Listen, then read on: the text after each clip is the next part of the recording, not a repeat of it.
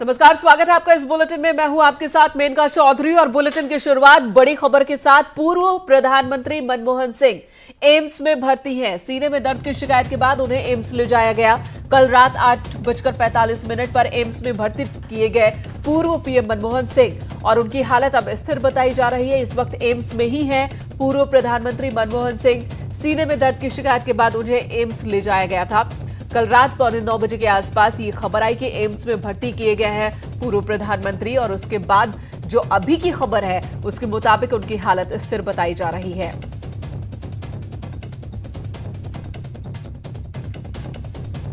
पूर्व प्रधानमंत्री मनमोहन सिंह जो कि एम्स में इस वक्त है, दिल्ली के एम्स में, और उनकी हालत स्थिर बताई जा रही है। कल सीने में दर्द की शिकायत के बाद उन्हें हॉस्पिटल ले जाया गया था। रात 9:15 बजे ये खबर आई थी। रात 9:15 बजे उन्हें एडमिट किया गया था हॉस्पिटल में, एम्स में, और इस वक्त यहीं पर डॉक्टर्स की टीम लगातार उनके सेहत पर नजर बनाए हुए है। डॉक्टर्स की माने तो उनकी हालत स्थिर है। और अब खबर आगरा से, जहां पर न्यूज 18 की खबर का बड़ा असर हुआ है। कोरोना के बढ़ते मामलों पर सरकार सख्त नजर आ रही है और एक्शन में इस वक्त सीएम योगी नजर आ रहे हैं। सीएमओ मुकेश वत्स, एडी हेल्थ एके मित्तल हटा दिए गए। डॉक्टर आरसी पांडे को नया सीएमओ बनाया गया है। डॉक्टर अविनाश नए एडी हेल्थ बने हैं। चिकित्सा अनुभाग के प्रमुख सचिव का ये आदेश आया, जिसके बाद ये फैसला लिया गया। तो आगरा में शुरू से ही लापरवाही देखने को मिल रही थी और लगातार यहां पर आंकड़े बढ़ते जा रहे थे। कई हॉस्पिटल्स भी कोरोना की चपेट में आ गए और अब आगरा में जो मरीजों का आंकड़ा है वो 600 के पार। स्थिति विस्फोटक, और ऐसे में सख्त कार्रवाई आगरा को लेकर अब करती दिख रही है उत्तर प्रदेश की सरकार। कई बड़े फैसले लिए गए, फेरबदल कर दिए गए, सीएमओ बदल दिए गए हैं, एडी हेल्थ एके मित्तल हटा दिए गए हैं। उनकी जगह पर डॉक्टर आरसी पांडे नए सीएमओ बने हैं, जबकि अविनाश पांडे को एडी हेल्थ बनाया गया है। इस तरह से बड़ा फैसला, बड़ा फेरबदल किया गया। आगरा में स्थिति लगातार जो कंट्रोल से बाहर हो रही है उसे देखते हुए पूरे प्रदेश की ही बात करें तो तेजी के साथ अब जो कोरोना मरीजों की संख्या है वो तेजी के साथ बढ़ रही है और सबसे ज्यादा अगर कहीं कोई केस देखने को मिल रहा है कोरोना का तो वो आगरा ही है। शुरू से ही आगरा में लगातार मरीजों की संख्या में इजाफा प्रदेश के बाकी जिलों के मुकाबले कहीं ज्यादा। लगातार ये इजाफा जो है, ग्राफ जो है वो बढ़ता ही दिख रहा था, जिसके बाद अब ये फैसला लिया गया। हिमांशु त्रिपाठी हमारे सहयोगी आगरा से हमारे साथ मौजूद है। हिमांशु, बड़े फैसले लिए गए, हालांकि ये फैसले और पहले लिए जाने चाहिए थे। जी बिल्कुल। सीएमओ जो डॉक्टर मुकेश वत्स है, इनका रिटायरमेंट भी करीब है 31 जून। तो इस तरह से थके हारे से काम कर रहे थे। इसकी वजह से पहले ही 1 हफ्ते 10 दिन पहले करीब जो है विशेष कार्याधिकारी के रूप में सीएमओ दफ्तर में आरसी पांडे की तैनाती कर दी गई थी। लेकिन जो कल अमित मोहन का आदेश आया है शासन से, उसमें स्पष्ट लिखा है कोविड-19 के केस को देखते हुए आरसी पांडे को तत्काल चार्ज दिया जाए। तो इस तरह से आरसी पांडे ने संभाल ली है सीएमओ की कमान। इसके अलावा जो एडी हेल्थ है, सीएमओ से ऊपर के अधिकारी, उन पर भी गाज गिरी है और उन्हें कमिश्नर कार्यालय से अटैच किया गया है। तो मित्तल जो एडी हेल्थ है उन्हें आगरा के कमिश्नर कार्यालय में अटैच किया गया है और जो सीएमओ है मुकेश वत्स, उनको जो है जिलाधिकारी कार्यालय में अटैच किया गया है। तो लेकिन बड़ी चुनौती इन अधिकारियों के सामने अब होगी, क्योंकि आंकड़ा पहले ही आगरा का बहुत आगे जा चुका है, यानी कि बड़ी संख्या में लोग संक्रमित, और इसकी वजह से डर यह भी है कि इन्होंने न जाने कितनों को और दिया होगा। उन तक पहुंचना एक बहुत बड़ी चुनौती स्वास्थ्य विभाग के सामने है, प्रशासन के सामने है। देखना होगा इससे किस तरह से आगरा का ये जो प्रशासन, नई टीम है, वो जूझते हैं, निपटते हैं। धन्यवाद इस वक्त हिमांशु पूरी जानकारी देने के लिए। अगली खबर संभल से, जहां पर कोरोना से दूसरी मौत हुई है। 60 साल के बुजुर्ग की मौत हुई है। मेरठ में चल रहा था इलाज। एक दिन पहले ही इन्हें भर्ती किया गया था और उसके बाद इलाज के दौरान इनकी मौत हो गई। डॉक्टर्स इन्हें बचा नहीं पाए। जांच में निकला कि ये कोरोना पॉजिटिव है। सीएमओ ने भी पुष्टि की है। तो एक शख्स, बुजुर्ग व्यक्ति जिसका इलाज चल रहा था, एक दिन पहले ही वो भर्ती किए गए थे हॉस्पिटल में, लेकिन उनकी भी मौत हो गई और जो रिपोर्ट बाद में आई कोरोना को लेकर वो पॉजिटिव निकली है।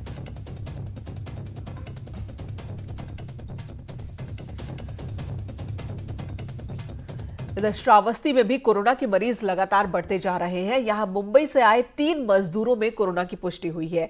इन तीनों का एक साथ ही पहले ही कोरोना से संक्रमित पाया गया था। अब जिले में कोरोना मरीजों की संख्या 12 हो चुकी है, जिसमें एक बुजुर्ग की मौत हो चुकी है और 3 इलाज के बाद ठीक हुए हैं।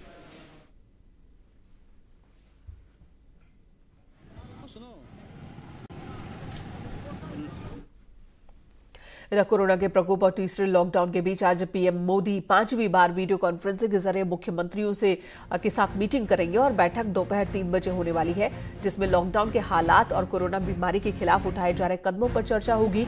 इस बैठक में सभी मुख्यमंत्रियों को भी बोलने का मौका मिलेगा और उनके सुझाव उनसे मांगे जा सकते हैं। इससे पहले भी कई मुख्यमंत्री लगातार अपने सुझाव पीएम के सामने जो ग्रुप मीटिंग होती है उसमें रखते हैं और व्यक्तिगत तौर पर भी मुख्यमंत्रियों से प्रधानमंत्री की बात कोरोना को लेकर होती रहती है। प्रदेश के अलग अलग प्रदेशों का हाल वो मुख्यमंत्रियों से जानते रहते हैं।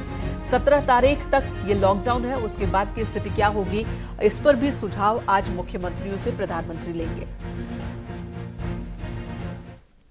इधर यूपी के सीएम योगी आदित्यनाथ कोरोना को लेकर रोज समीक्षा बैठक कर रहे हैं और हालात की जानकारी ले रहे हैं। आज सुबह 11 बजे ये मीटिंग होगी टीम 11 के साथ, जिसमें प्रवासी मजदूरों की प्रदेश वापसी की योजना पर समीक्षा की जाएगी। साथ ही सीएम योगी आदित्यनाथ पीएम के साथ होने वाली वीडियो कॉन्फ्रेंसिंग को लेकर भी इस मीटिंग के दौरान चर्चा कर सकते हैं कि क्या हालात, किस तरह के हालात प्रधानमंत्री को बताए जाएं और लॉकडाउन को लेकर भी प्रदेश में क्या स्थिति है इसे बताया जाए। तो आज वीडियो कॉन्फ्रेंसिंग में शामिल होंगे सीएम योगी आदित्यनाथ।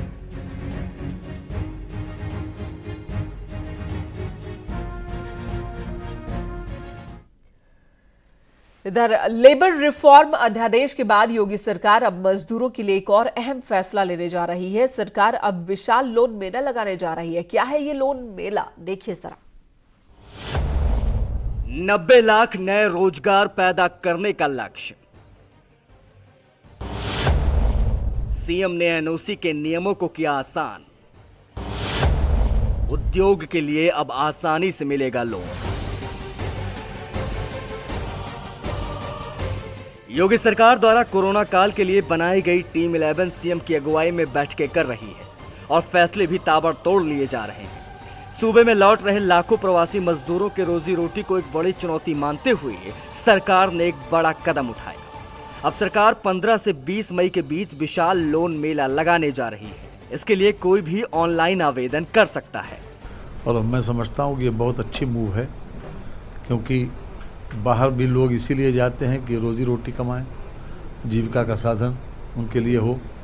तो जब उत्तर प्रदेश में ही होगा तो ये एक अति उत्तम कार्य है जो काफ़ी लोगों के लिए प्लानिंग चल रही है। सीएम योगी ने अधिकारियों को यह भी निर्देश दिए हैं कि उद्यमियों को लुभाने के लिए डिटेल कार्य योजना तैयार करें। यूपी को एमएसएमई हब बनाने में सीएम योगी जुटे हुए हैं। एमएसएमई और ओडीओपी सेक्टर की 90 लाख छोटी बड़ी यूनिटों पर सीएम योगी की नजर है। हर यूनिट में 90 लाख नए रोजगार पैदा करने का टारगेट। सिंगल विंडो सिस्टम के जरिए हर हाथ को रोजगार देने का महाअभियान। अब ऑनलाइन आवेदन कर कोई भी व्यक्ति आसानी से लोन ले सकेगा। उद्योग लगाने वालों को हर तरह की मदद देगी योगी सरकार। सीएम योगी ने टीम 11 की बैठक में अधिकारियों को स्पष्ट निर्देश दिए हैं कि एनओसी प्रक्रिया बिना किसी देरी के पूरी की जाए। सीधे तौर पर कहें तो योगी सरकार का लक्ष्य यूपी में पिछले 3 वर्षों में तेजी से बढ़ी प्रति व्यक्ति आय को और बढ़ाने का है और इसके मद्देनजर सरकार का विशाल लोन मेला बेहद कारगर साबित हो सकता है। Bureau report, news 18। लॉकडाउन के बीच भारतीय रेलवे ने सामान्य ट्रेनों को दोबारा चलाने का ऐलान किया है। रेलवे की ओर से दी गई जानकारी के मुताबिक नई दिल्ली से चलने वाली गाड़ियों में आरक्षण आज शाम 4 बजे से शुरू हो जाएगा, यानी कि आप रिजर्वेशन आज शाम 4 बजे के बाद उन ट्रेनों में करा सकते हैं जो कि नई दिल्ली से चलेंगी। फिलहाल 15 जोड़ी ट्रेनों को 12 मई से शुरू करने की योजना है। इन गाड़ियों में यात्रा के लिए टिकट बुकिंग सिर्फ IRCTC की वेबसाइट से ही की जा सकेगी। रेलवे काउंटर से टिकट बिक्री फिलहाल नहीं होगी। यात्रा से पहले सभी यात्रियों को फेस मास्क पहनना अनिवार्य किया गया है। स्टेशन पर डिपार्चर के दौरान स्क्रीनिंग भी की जाएगी। जिन यात्रियों में संक्रमण का किसी भी तरह का कोई लक्षण नहीं होगा उन्हें ही यात्रा की अनुमति दी जाएगी। रेलवे के मुताबिक ये ट्रेनें नई दिल्ली से डिब्रूगढ़, अगरतला, हावड़ा, पटना, बिलासपुर, रांची, भुवनेश्वर, सिकंदराबाद, चेन्नई, बेंगलुरु, मुंबई, अहमदाबाद और जम्मू के लिए चलेंगी।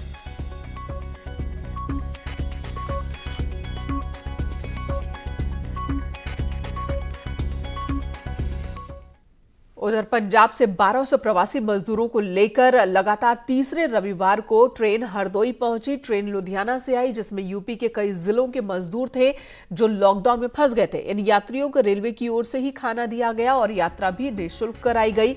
हरदोई में सभी की मेडिकल स्क्रीनिंग कराई गई और संदिग्ध यात्रियों को जांच के लिए हॉस्पिटल भेजा गया।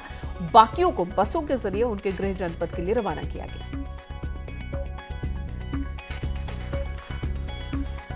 फंसे हुए थे हम लोग, वहाँ पे भी सरकार ने हमारी व्यवस्था की, वहाँ से अच्छे से टिकट वगैरह कराया, यहाँ तक भेजा लुधियाना से हरदोई तक। यहाँ पे भी खाना मिल रहा है, यहाँ से भी हम लोग घर जाएंगे आराम से, भेज रहे हैं यहाँ से। लुधियाना में काम करते थे, वहाँ सब बंद हो गया। 40-42 घंटे बैठा हूँ, खाने को पैसा नहीं है। सरकार ने सब दिया है, राशन आसन इन्हीं ने बुलाया है, यहाँ तक लाया है। किस चीज़ से आए हैं? ट्रेन से।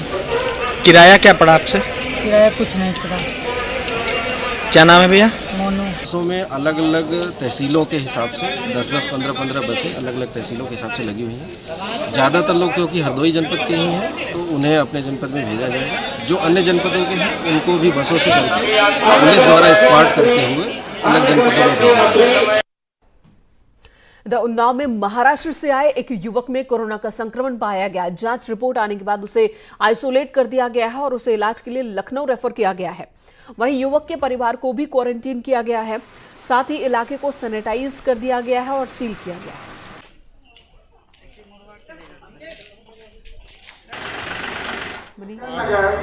2020 में कोरोना पॉजिटिव की पुष्टि हुई है। ये 7 तारीख को मुंबई से स्वयं अपने स्तर से आए थे। इनको 8 तारीख को भर्ती कराया गया क्वारंटाइन में, सैंपलिंग हुई, उसमें पॉजिटिव आए। इनको इलाज के लिए लखनऊ साड़ा चिकित्सालय में। इधर बहराइच में देर शाम आई जांच रिपोर्ट में 2 लोगों की कोरोना की पुष्टि हुई है, जिससे जिले में अब मरीजों की संख्या 23 हो चुकी है, जिनमें से 8 ठीक होकर घर गए हैं और कोरोना के 15 एक्टिव केस इस वक्त भी जिले में मौजूद हैं। 100 से ज्यादा संदिग्धों की रिपोर्ट अभी आनी बाकी है। अभी जिन लोगों में कोरोना की पुष्टि हुई है वे दोनों मुंबई से आए थे और जिला महिला अस्पताल में बने क्वारंटीन सेंटर में भर्ती।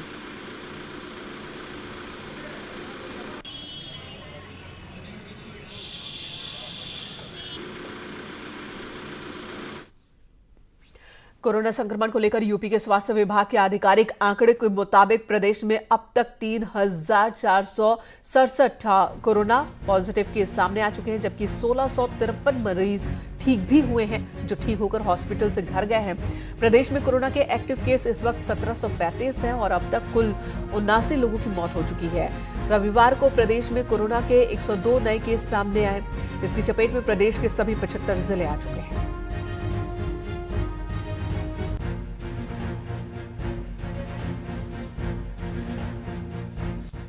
यानी कि पूरे प्रदेश में अब कोई जिला ऐसा बचा नहीं जहां पर कोरोना केस ना हो। अब आपको दिखाते हैं कोरोना काल की मुनादी। कानपुर में कोरोना मरीजों की संख्या लगातार बढ़ती जा रही है, तो अब पुलिस ने लोगों को मुनादी कर वार्निंग देनी शुरू की है।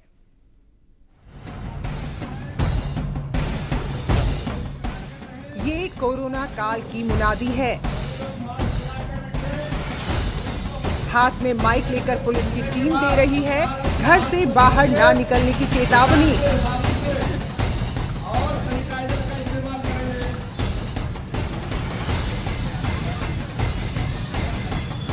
लोगों से साफ साफ कह दिया गया है, बिना जरूरी काम के घर से बाहर निकले तो अंजाम भुगतने को तैयार रहें।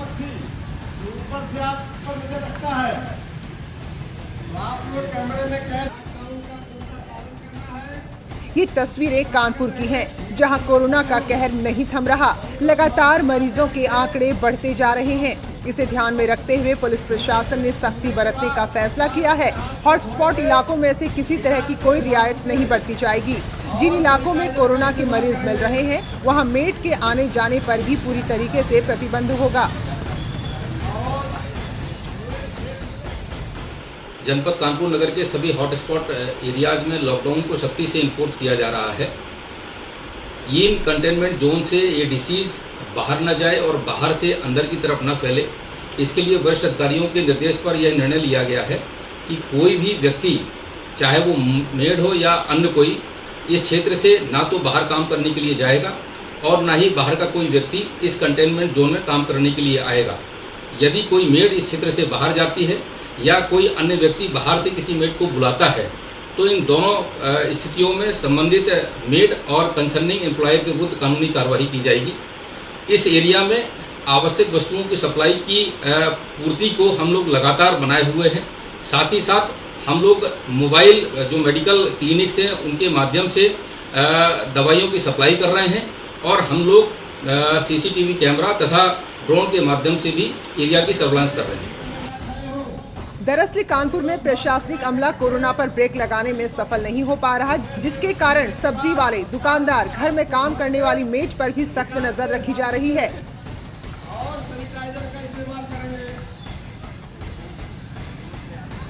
ताकि हॉटस्पॉट में कोरोना पैर ना पसार सके। कानपुर में कई इलाकों में बगैर वजह के लोग घरों से बाहर निकलते देखे जा रहे हैं, जिनसे कोरोना फैलने का खतरा है। इसे ध्यान में रखते हुए पुलिस अब मुनादी कर वार्निंग देने में जुटी है। पुलिस लगातार सोशल डिस्टेंसिंग और सैनिटाइज के इस्तेमाल की भी सलाह दे रही है। अब देखना ये है कि पुलिस के इस सख्त रवैये का कितना असर नजर आता है।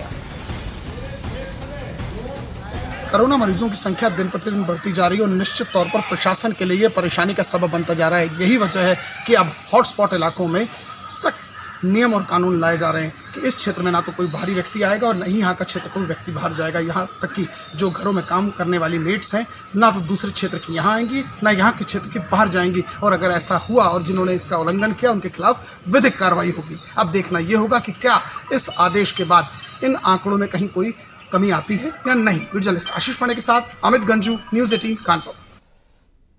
तो नियम तो ये पुराने हैं कि जो हॉटस्पॉट इलाके हैं वहां से कोई बाहर नहीं जाएगा और बाहर का कोई व्यक्ति वहां नहीं आएगा, बशर्ते कि इसका पालन हो।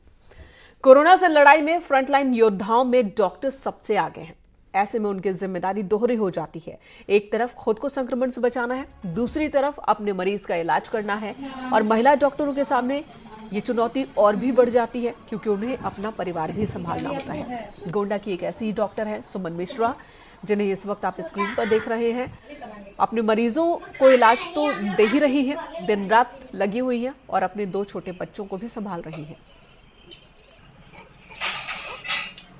मरीज को इलाज भी करती हैं और दवा भी देती हैं और अच्छा पढ़ाई भी करवाती हैं और अच्छा खाना। देखिए, पहले तो जब मैं पढ़ती थी तो मैं अपनी माँ को ही एक आइडियल मान के चलती थी, वो मेरे लिए आइडियल ही है। और इसीलिए जब आज मैं इस योग्य हूँ, मैं एक डॉक्टर हूँ और मैं अपने बच्चों को और अपने घर को और अपनी जॉब को पूरी तन्मयता से उसी तरह से करना चाहती हूँ जिस तरह माँ ने मुझे परवरिश दी है, और मैं वही परवरिश अपने बच्चों को देना चाहती हूँ। क्योंकि इस वक्त महामारी चल रही है कोरोना की, आप सभी जानते हैं। इसके चलते तो बहुत ज़्यादा वर्क डन है, बहुत ज़्यादा प्रेशर है, बट फिर भी दोनों को ही मैनेज करना पड़ता है।